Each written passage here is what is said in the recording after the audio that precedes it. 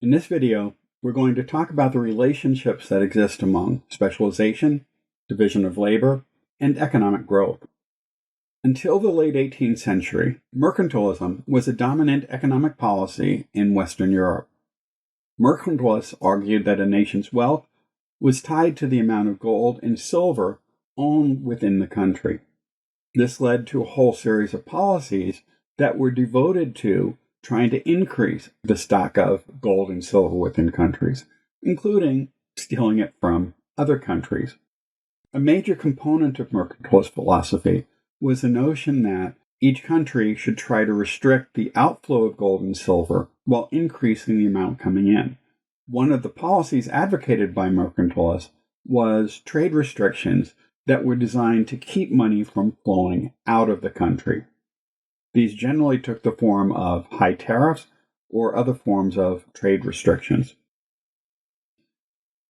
In 1776, Adam Smith published The Wealth of Nations as a critique of mercantilist policies.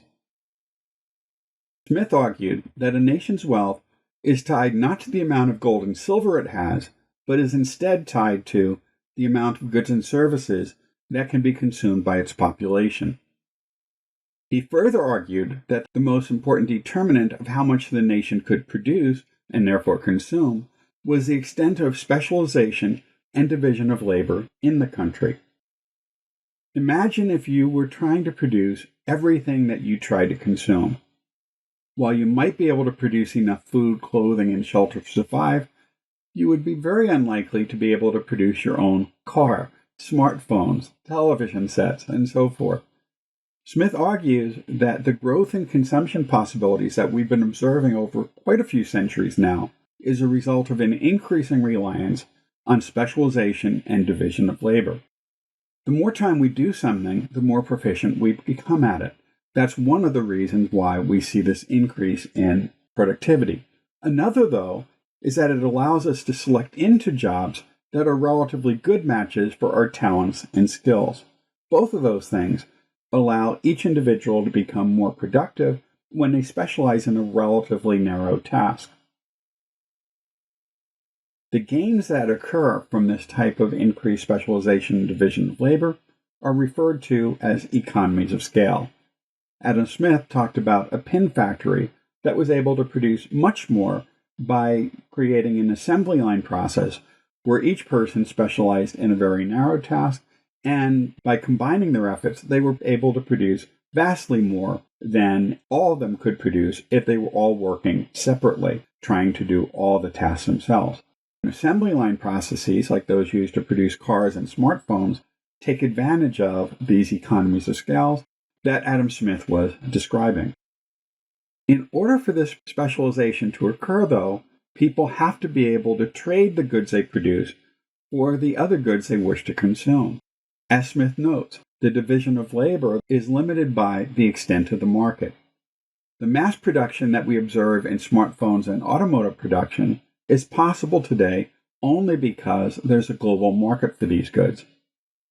Suppose you were on a small island nation of 200 people that didn't trade with anyone else in the world. You wouldn't be able to build a very efficient auto factory, and even if you did and tried to put everyone working there, you'd all starve because no one would be growing food. In order to be able to have a large scale of specialization, you have to have a market that's big enough for there to be other people who are able to buy all the things that you might produce. We all generally accept the importance of specialization and the division of labor domestically.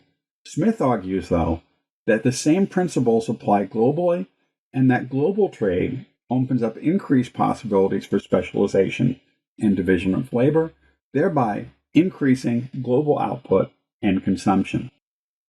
So Smith was one of the first economists to advocate free trade, which was a very contentious argument at the time, and it hasn't always become less so. Adam Smith and pretty much all later economists argue as a general principle that voluntary trade benefits all trading partners. We buy things instead of producing them ourselves only because it's less expensive to do so. This is true both for domestic as well as international transactions. Smith argued that restrictions on international trade in the forms of tariffs, quotas, and other trade barriers harm both the exporting and the importing countries because it reduces the potential gains from trade. Unfortunately, many politicians have not yet moved past the mercantilist arguments of the 15th through the 18th centuries, and we see that in a great deal of public discourse today.